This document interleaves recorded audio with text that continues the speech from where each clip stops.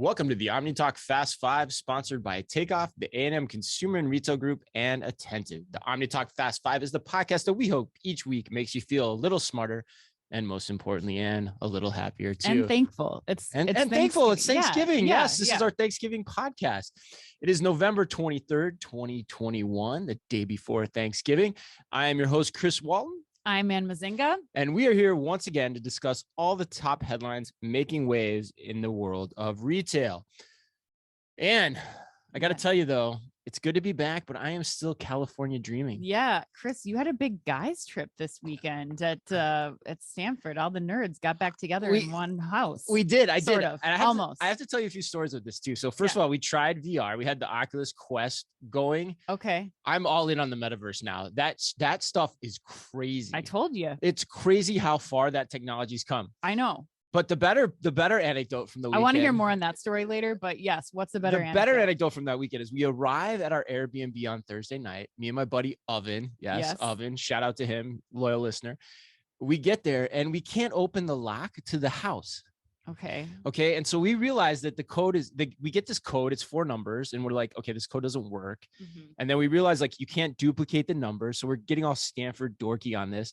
And so my buddy Oven, fair play to him, he looks up all the combinations of 4-digit numbers that we can find. And we tried every single one of them. Oh my God. You guys are the biggest dorks. Sorry, Oven. I love you. But you guys are this is where like, we make this good combination. We got Stanford book smarts meets Ann Mazinga street smarts. You go to the bar at that point. You don't keep trying every number. You just find a bar. You tell them, I will be at this bar. Come tell me when it's time to get in. So you're not sitting out, dorking out, trying to break into an Airbnb. You're totally right. And the closest hotel, believe it or not, was the Four Seasons. Fine. And so we were like an hour and a half into it. And we're like, let's look up how much it is to stay at the Four Seasons because we couldn't figure it out. It turned out to be a 3-digit code, which was really frustrating, but it was $900. And so my buddy was like, maybe we just go to the desk and we're like, you know what? That's too expensive. Can we just have one season? Oh my God.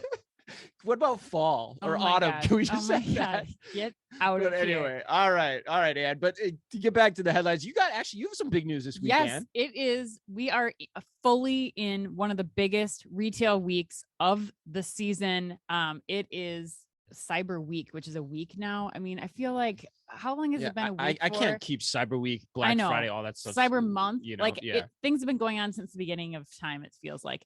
But we launched the urbanroostershop.com site again this week. We're back at it, being retailers. We are back at it. So as you guys are shopping for your holiday gifts, please check out and support small businesses, all in one website and one checkout. Super simple, urbanroostershop.com. That's my plug. But Chris, we got to get to the fast. I know. Five. I think we do. As much as I love dorking out about my Stanford anecdotes. Well, this weekend, we're going to talk Target permanently closing on Thanksgiving. I have lots of thoughts on that one. Best Buy acquiring Yardbird yesterday. Kroger and Google Maps pick up. Google Maps pick up. All right. Hey. But first, we take off with 2 huge stories out of Amazon this weekend. Yes, let's get to it. So headline number 1, we teased it in last week's Fast Five because that was breaking news. But according to Bloomberg, Amazon's Just Walk Out technology will power Sainsbury Market in London. So Sainsbury's Pocket Market, again, cutest name for a small format store I've ever heard, is planning to open on November 29th, leveraging what Sainsbury is calling a smart shop pick and go setup. The store is also located in High Holborn, just a few blocks away from Tesco's store with Trigo that we recently featured on OmniTalk. This is just like one street, one avenue of straight up checkout free. Like you want the future, go to High Holborn. Yeah, right. High Holborn is like the epicenter of the latest and greatest technology in retail. Okay, what do you think though, Chris? Well, first of all, I have to comment on the Pocket Market because it reminds me of Pocket Hercules from the 1998 Seoul Olympics, weightlifter. Okay. But anyway, my thoughts on this are really this. Fool me once, shame on me. Fool me twice. I always screw that up. Fool me you once. You and George Bush. It's okay. Shame on you. Fool me twice, shame on me. But I can't believe that a grocer is going with Amazon. Yeah. And in the same week that this was announced, I don't know if you caught this in Business Insider too. Actually, you sent it to me. I did. Where like Amazon's expansion plans of Amazon Go and Amazon Fresh in the UK are rumored to be very, very aggressive. And so I don't think you partner with somebody that can potentially disintermediate or do your business model better than you can. And we'll get to that probably more in a second with headline number 2. But, if you don't like the alternatives of the different providers, I think you just sit on the sidelines and wait this out. I don't think you go with Amazon to try to solve your problems here, because Tesco's out there putting it in market 2 blocks down the street from you. Like, what do you think? Yeah, I agree. I mean, I was shocked to see this. And I'm wondering, at first I thought of, Amazon was kind of put in this situation this summer where they were kind of the leader in the Morrison's takeover. Like, everybody thought that they were going to come in and acquire Morrison's market, and that would be kind of their key to expansion to roll out in the UK. So I'm wondering if there's more to this deal than meets the eye, I guess. Is the Sainsburys partnership just like a way for Amazon to start like testing out geographies, and then we see this like partnership between them or something happening? Because this is a little suspect to me. But I also think that we're going to start seeing more of these pocket stores emerge as a way to test the technology, both in the UK and in the US. Because I still, I think there's still some hesitancy from some grocers to kind of get on board with the full concept. So I think we'll start to see more of these. So, would I go with Amazon? No. But I think there might be more to the story. Yeah, for sure. I agree with you. But I think, the key there too is it a retrofit like what we saw at Tesco, or what sounds like a new build in this case with Amazon Go and their technology, right? And which of those approaches ultimately allow you to scale better over time? I think I still go with the former than the latter, right? And so I don't know. This is going to be fun to watch. Like, and it makes me wonder too. I have no idea, but like the whole Trigo Tesco angle to this, Tesco being an investor in Trigo, like, does that lock them from being, able to be put into Sainsbury? I have no idea. Like, it's just fascinating to watch. Yeah, I think we're gonna watch it all develop. I don't think anybody knows. It's such new territory. Yeah, absolutely. All right, let's move to headline number 2. And this is our headline that you are required to pay attention to. And as are all our listeners, because this headline is brought to you by Attentive. If you want to learn more and to see why thousands of brands use Attentive's SMS platform to send interactive marketing campaigns that better engage consumers and drive revenue, visit attentivemobile.com/OmniTalk to request your demo today. Okay. Well, and headline number 2, I think this is one of my favorite things of the year. Agreed. Starbucks and Amazon are opening a cashierless coffee shop in Manhattan. According to CNBC, the first combo Starbucks pickup store and Amazon Go convenience store opened this past Thursday in New York City on 59th Street between Park and Lexington Avenues, and 2 more are planned over the next year. The Amazon Go Market section of the store features a variety of food options, including Starbucks classics, pre-made salads and sandwiches from Amazon Kitchen, and items from local favorites like Magnolia Bakery. Oh, dang. Sex and the City drop. All right. There's also large booths for meetings and solo dining booths for customers who may be working remotely or studying. I love the ad of studying. Both logos adorn the outside of the building, and palms can be scanned to enter. Hell yeah. Yes. In addition to mobile app scans and credit card insertions. And your thoughts. How much do you love this? I love this. Do you really? I can guarantee we'll be out in New York for NRF. 100%. Cool shit alert video definitely happening at this location. 100%. Yeah.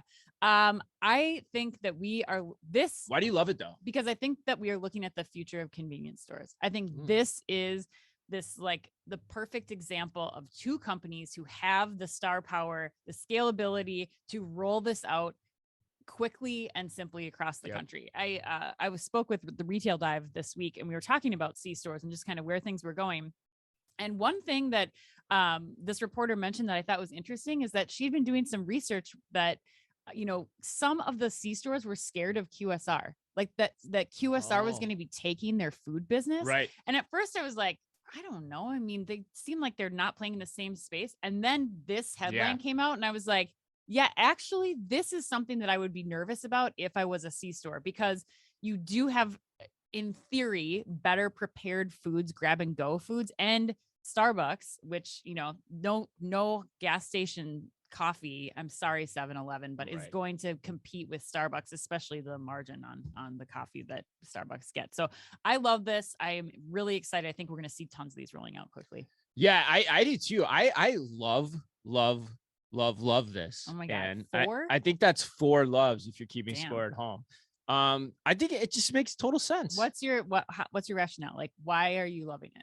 I think, and shout out to Raj, my buddy Raj Shroff, who initially had this idea and first talked to me about this in 2018, right after the first Amazon Go store opened up. And I think I've subsequently written about it a couple of times. I honestly can't remember because it was a couple of years ago now, but it's cool to see him having it. I mean, my take is this. I think it's threefold. I think, we just talked about Sainsburys. Like, do you partner with Amazon Go on your tech in that situation? No. Yeah. Does Starbucks? Yes. Because I think Amazon cannot replicate Starbucks. No, it just can't. And even in the Go, remember in the Go store, the first Go store in New York that we went to, where they had the dispenser machine, like it was still good. It tasted good, but it was still like gas station or convenience store coffee. It wasn't like the Starbucks. Yeah, it wasn't like freshly made, like, and I just don't think they can do it. I mean, look at how competitive that space is. There's mom and pop shops everywhere. Yeah. Starbucks is Starbucks. It's something that people are addicted to. Yeah. So I don't think you have the threat, of that happening. The other thing I love about it, this point number 2, I think it makes the Starbucks experience more inviting because now I have more options. Like one of the things I don't like about Starbucks is like my only choices are like the plastic. I think they even like it's potentially even like the laminated pastries under the glass, right? Mm-hmm. Like I don't want that. Like there's only so many sous vide egg bites I can indulge on in one day, right? But now I get fresh sandwiches, I get a lot of options, I get Magnolia baked goods. Like that just makes it more appealing to me. And the last point, my third point would be, this is not new. Yeah. Right. That's what I think is fascinating about this. Starbucks has partnered with retailers and open inside of their experiences for years. Yeah. Target, Hy-Vee, grocery stores, you name it. Jerry's, our local store down the street, has a Starbucks. Like, so this is just, I think, a natural extension of where they are with Amazon as a retailer opening a convenience operation, which makes me think, where's it going next? Where's it going? Amazon Fresh. Yes. Starbucks 100%. Will be a key point of Amazon Fresh at some point here in the future. And I think that's smart. A big extrapolation here. Yeah, that's a great idea. Another reason to get you into the Fresh store with your palm of all things too. Like, let's not forget how convenient this is. Like, I'm just going to go, you can order ahead of time. You can grab your stuff. Like this is the most convenient pickup experience I think that exists right now. Yeah. And it's a Starbucks pickup store too, right? Like, so you don't have all the friction with ordering either. It's just there for you, ready when you want it, which if you're studying is actually awesome. You just hit a button. It's ready for you. You don't have to break your studying or your work to go up and order. It's fantastic. I used to do that all the time. And low staff, right? Like you can use 100%. More staff, which we're going to talk about in our next headline here. Yes. Headline number 3, Chris, Target is keeping stores closed on Thanksgiving forever. What started as a temporary measure driven by the pandemic is now our new standard, one that recognizes our ability to deliver on guests' holiday wishes both within and well beyond store hours, said Target CEO Brian Cornell in a note that he wrote to employees right before Thanksgiving. And he's on the PR trail with this already. Oh, damn, he's being interviewed today too. Yeah. Oh yeah, absolutely. Chris, you've managed stores, Black Friday, you've run store operations all over the country. Like, what are you thinking the response is going to be from the people on the ground here? Well, I'm conflicted with this story. Really? Yeah, I am. I mean, honestly, on the one hand, I'm really, really, really happy about it. Okay. For the store employees. Okay. But on the second part, I'm a little bit jaded about it, and I'll share why. Okay. I think first and foremost, I was believe it or not, a store management trainee in the Super Target in Superior, Colorado, when Target opened on Thanksgiving Day for the very first time. Oh. And I remember all of us being like, what the hell are we doing? Why are we doing this? And it sucked, and it has sucked, and no one wants to work that day. But the problem was it was in the base. It was in the comp.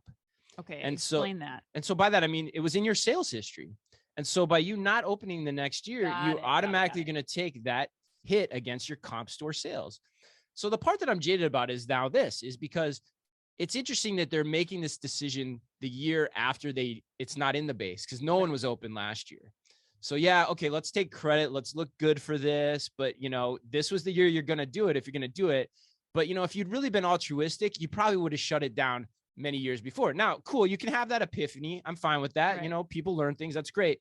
But my thing is, the whole point of this from the beginning to be open was you had to protect market share on these key days in store, especially with online becoming such an important thing.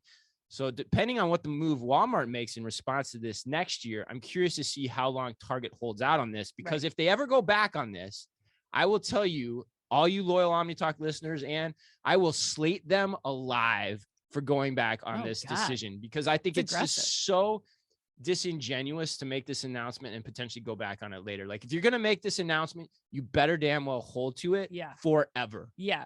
Okay. I completely agree. In the words of Andre 3000, Chris, forever, forever, ever, forever, ever. I know, right? Can you even say that? Right. I think that's a ridiculous thing. Like, that's a great point. Just say we're going to be closed on Thanksgiving.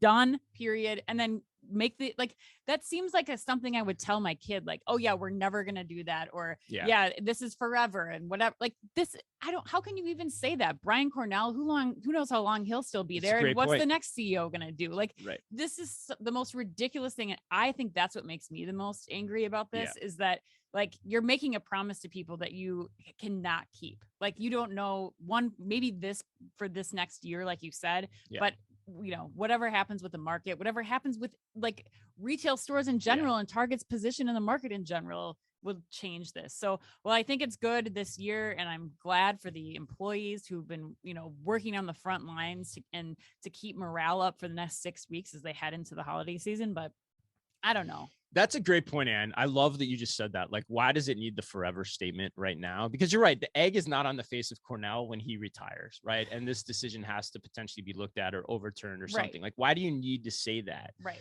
But, you know, Brian Cornell, as much as anyone, loves the PR spotlight as a retail CEO. So, all right, let's go to headline number 4, because headline number 4 broke late yesterday afternoon. And I got to tell you, and it surprised the hell out of me. I know. And that is that Best Buy has acquired outdoor furniture brand Yardbird for a reported $85 million.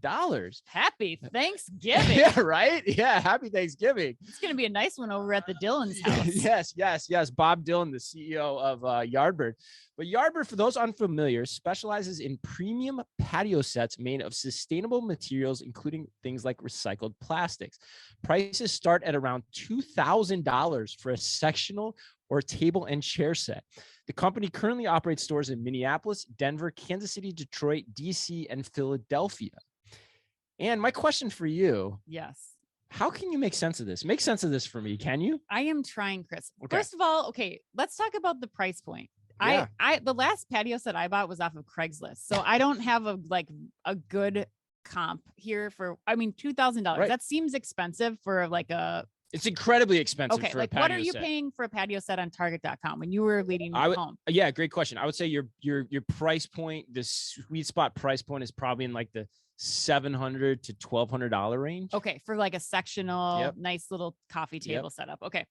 Thank you for setting the stage. I'm still trying to figure this out. I was really digging, Chris, because we got 2 hometown brands here. Right. The Yardbird brand, excellent brand. Like, we met the founders. They're really cool. Best Buy, got to root for them because they're local. But like, they started selling grills, and maybe this feels like the next logical move, but I cannot understand it. And like, where are they going to keep all this stuff? Like, I was trying to think, maybe like if they start these new outlet centers, like maybe they could put them at the outlet centers. But yeah, Best Buy just acquired that HealthTech company. That made sense to me. This one, not so much. And $85 million, Chris. Right. The HealthTech company they just acquired was $400 million, $85 million for a patio company. That's a lot of outdoor sectionals. So you're not liking this? Or you can't figure it out? I just can't figure it out. Like, I don't understand the logic of, as a customer, am I going to Best Buy for these products? Like, why am I going there? Is it fulfilling a need that I have? Like, do I need to get vacuums, a refrigerator, a PlayStation, and a patio set? Right. Like, I don't know, but this is like totally your wheelhouse. So I want to hear what you have to say. It is a little bit. Yeah, no, thanks for mentioning that. I used to run patio furniture for stores and .com, and understanding the differences in the dynamics here across those 2 channels is pretty damn important. Well, especially Target's first foray into getting into selling patio furniture, right? That was like the project that you were working on. Well, I worked on showrooming patio furniture, right? Like, it had been in stores for a while, but I worked on showrooming it where you don't actually carry the inventory. And And the reason for that is pretty important. I think it's important to point out, generally speaking, like the patio furniture business is much larger online than it is in stores. Okay. So like where Best Buy ends up taking this is a big question to me. Like you mentioned, we had Bob Dylan in our office, and he was talking to us about how they're going to expand the brand. And those stores I just mentioned, those are all relatively new, like within the last couple of years. Yep. And so my question is, okay, why does that expansion plan stop? Mm-hmm. You know, because that means, okay, did you sell out because you saw that this is as good as it's going to get, or does Best Buy think it's going to take it somewhere? Right. But that seems really distracting to me. Best Buy is now operating 5 stores in patio furniture. They're not going to build their own stores for this. They're not going to hopefully not put it into Best Buy stores because it's a bloodbath from a markdown perspective, really? Putting this product in store. Yes, this is not a profitable business. So, it takes up a ton of space. Takes up a ton of space. It's a seasonal business too. Right. It's just really hard to do well. It doesn't fit with the decor either, in my opinion. Yeah. But I thought the most important point you mentioned too is the price points on this stuff are really expensive. Right. You know, like the core Best Buy customer probably can't afford that. I Mm-hmm. wouldn't think. And so net, I mean, I'm going to be blunt on this, but I cannot honestly think of a worse way for Best Buy to spend $85 million. Ugh. And I hate to say that about a local hometown company, but it just seems silly. But hey, fair play to Bob. Like you said on Thanksgiving, Bob Dylan. Bob and his son, Jay. Yeah. Bob Dylan and Jay Dylan. I mean, the fact that they could get out of this for that type of cash, I mean, that's huge. But Best Buy, I hope you prove me wrong, but I have no god darn idea what the heck you're trying to do on this one. Yeah, I'm confused. I think we'll remain in that spot for probably a good while. Yeah. All right, let's go to headline number 5. So once again, Chris, headline number 5 is our put it on the spot question from A&M's Dave Ritter. Why am I always getting this every week? I don't know, but they like number 5. 5 is like the hot seat for A&M. They love it. Okay, so according to Grocery Dive, Kroger now offers Google Maps pickup at more than 2,000 of its stores. So here's how it works, just for background quick. Shoppers can add orders to their Google Maps, which will remind them when it's time to head to the store and then share their arrival time with the grocer. So like just with your confirmation page, you can click add to Google Maps so that they can start to give you alerts. Now, Chris, Dave from A&M wants to know, how should retailers think of this Google search platform? Or sorry, how should the retailers be thinking of their integrations with Google? Is it search platform, commerce, delivery platform, competitor, all of the above? Like this is another integration here that we're seeing. How are you thinking about this? Man, that's a really good question. God, you guys always bring it to me pretty hard. I mean, I think it's a little bit of all of the above. Okay. I think first and foremost, you have to look at Google as an advertising platform. Mm-hmm. You know, it's how you get key information out to your customer base, you know, in an efficient way. Which that's why with this announcement, first going back to the announcement, then we'll come back to like the position at Google too. I think, you know, this announcement sounded cool to me when I first thought of it. Yep. And I think in retrospect, I don't know it's that cool. You know, like I wonder as a consumer, like, how many people are actually putting Kroger into their local maps? You know, like they all know where the store is.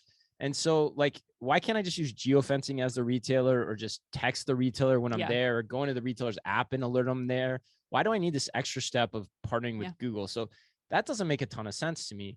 But the part that I think is potentially cool, and that's why I think you still have to think about Google in a competitive sense too, is it got me thinking about what could it be? Mm-hmm. And it got me thinking about, okay, like what if there was a front face of this whole thing that was similar to Instacart, where I could go onto some Google property and see all the retailers available for delivery or curbside pickup coordinated by the retailers themselves in some way, shape, or fashion. Yeah. And I handled my order through that interface and Google got a cut of it, sort of like a marketplace. Mm-hmm. So I think that's something Google could build out.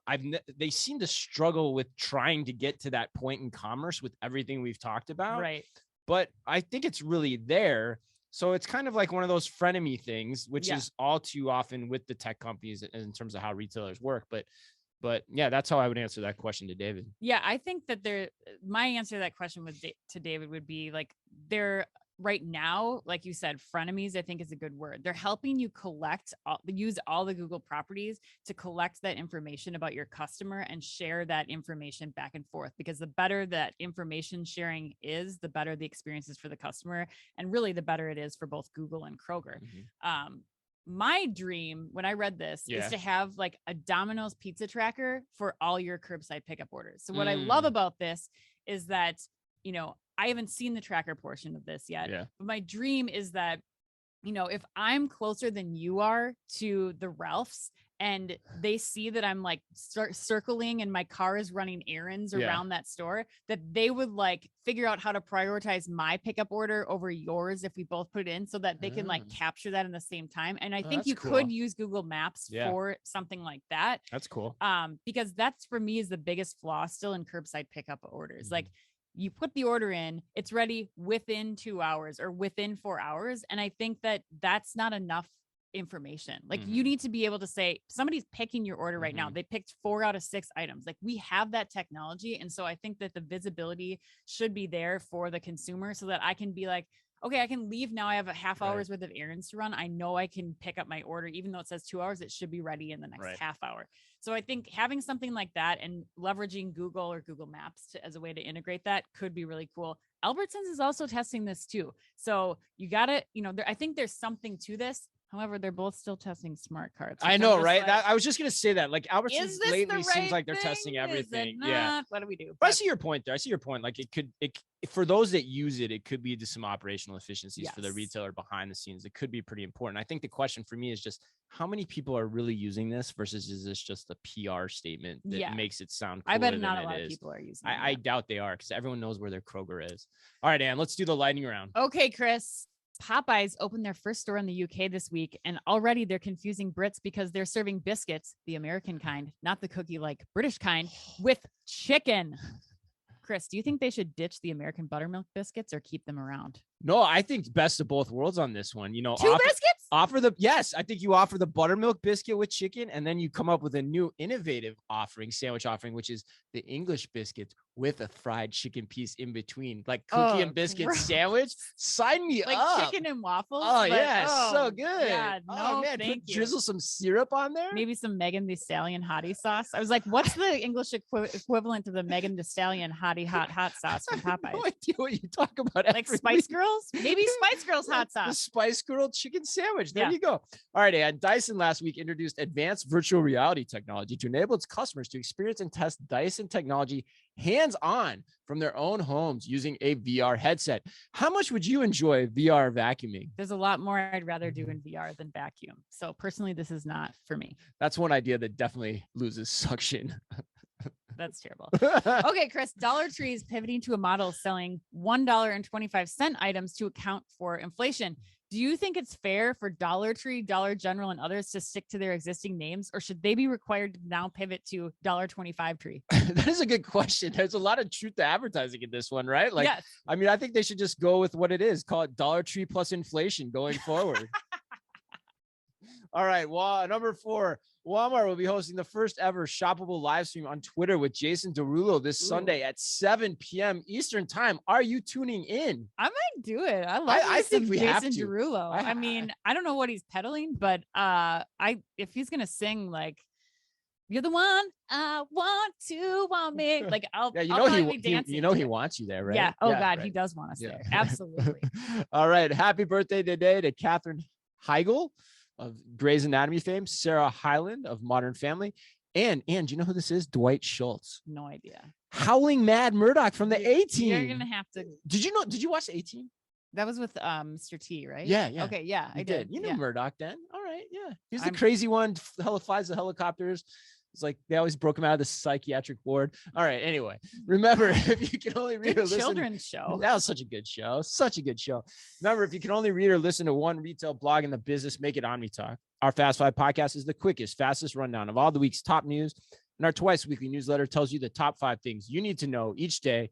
It also features special content exclusive to us and just for you. And it's all within the preview pane of your inbox. You can sign up today at www.omnitalk.blog.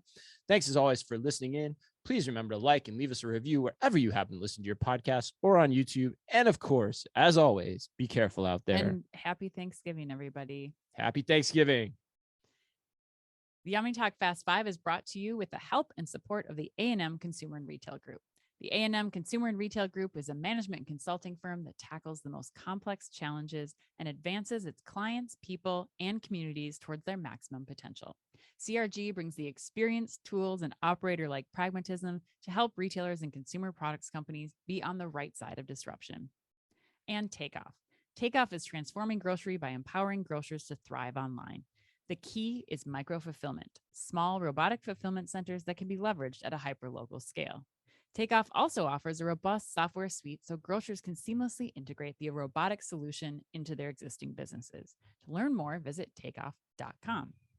And Attentive. See why thousands of brands use Attentive's SMS platform to send interactive marketing campaigns that better engage consumers and drive revenue. Visit attentivemobile.com/OmniTalk to request your demo today.